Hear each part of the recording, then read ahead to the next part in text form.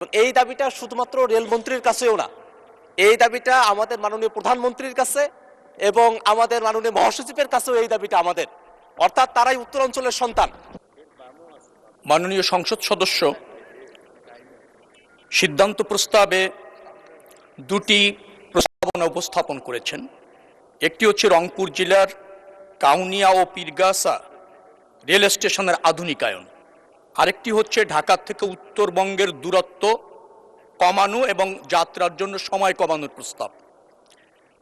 প্রথম যে প্রস্তাবনা তিনি করেছেন তার জ্ঞাতার্থে বলছি মহান সংসদকে, এডিবির অর্থায়নে রেলওয়ে কানেক্টিভিটি ইমপ্রুভমেন্ট প্রিপারেটরি ফ্যাসিলিটির প্রকল্পের আওতায় উপপ্রকল্প 4 অনুসারে সান্তাহার বাইপাস সহ সান্তাহার, বগুড়া, কাউনিয়া, লালমনিরহাট যে মিটার গেজ লাইনটি বিদ্যমান আছে সেটাকে ডুয়েল গেজে রূপান্তরিত করার প্রকল্প ইতিমধ্যে নেওয়া হয়েছে। পাশাপাশি ওই একই লাইনের সমান্তরালে আরেকটি ব্রড গেজ প্রকল্প ইতিমধ্যে গ্রহণ করার প্রক্রিয়া চলমান আছে। এই প্রকল্পটি গ্রহণ করে ইতিমধ্যে ফিজিবিলিটি স্টাডি রিপোর্ট কনসালটেন্ট কর্তৃক দাখিল করা হয়েছে, বর্তমান ডিটেইল ডিজাইনের কাজ চলছে।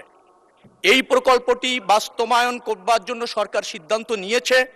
এই প্রকল্পের মধ্যেই এই আপনার রংপুর জেলার কাউনিয়া এবং পীরগাছা রেল স্টেশনের আধুনিকায়ন যুক্ত রয়েছে। তার মানে ওই রেল স্টেশন দুটি আধুনিকায়নের কাজ সরকার গ্রহণ করেছে।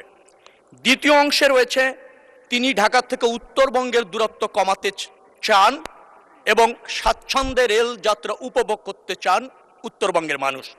ইতিমধ্যে বগুড়া থেকে সিরাজগঞ্জ পর্যন্ত রেল লাইন, একটি নতুন ডুয়েল গেজ রেল লাইন নির্মাণ আপনার চলমান রয়েছে। আমি এই কথা বলছি, জুনে উদ্বোধন হবে, সকল প্রক্রিয়া সম্পন্ন হয়েছে। তাতে 120 কিলোমিটার দূরত্ব কমবে এবং 2 ঘন্টা যাত্রা কমবে।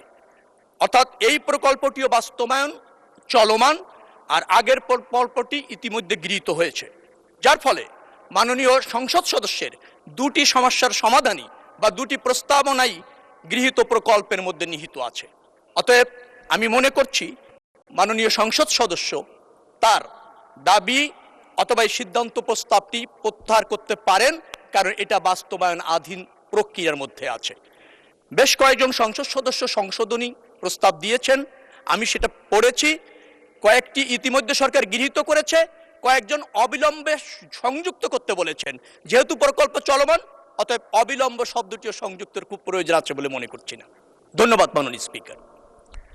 মাননীয় সদস্য আক্তার হোসেন, আপনার সিদ্ধান্ত প্রস্তাব সম্পর্কে মাননীয় মন্ত্রী যে বিবৃতি দিলেন তার প্রেক্ষিতে আপনি ইচ্ছা করলে প্রস্তাবটি প্রত্যাহার করতে পারেন। মাননীয় স্পিকার, আপনাকে ধন্যবাদ।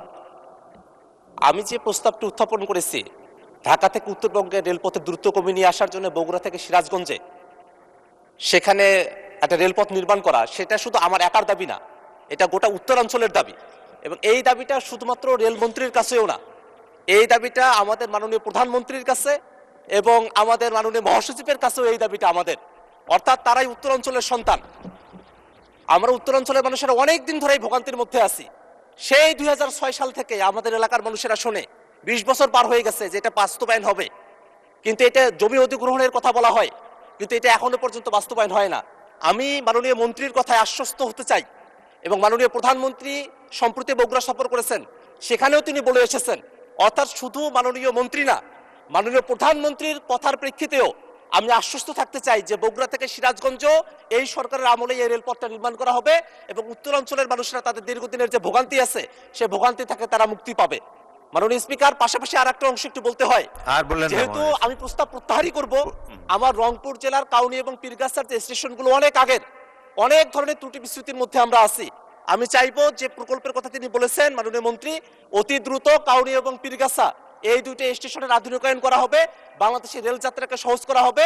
এই কথা বলে মাননীয় প্রধানমন্ত্রী, মহাসচিব সাহেব আমাদের আছেন এবং আমাদের মন্ত্রী সরকারের উপরে আস্থা রেখে আমার যে বগুড়া থেকে সিরাজগঞ্জ রেল লাইন যে প্রস্তাব আজকের মতো করে সেটা আমি উত্থাপন থেকে আমি বিরত থাকছি।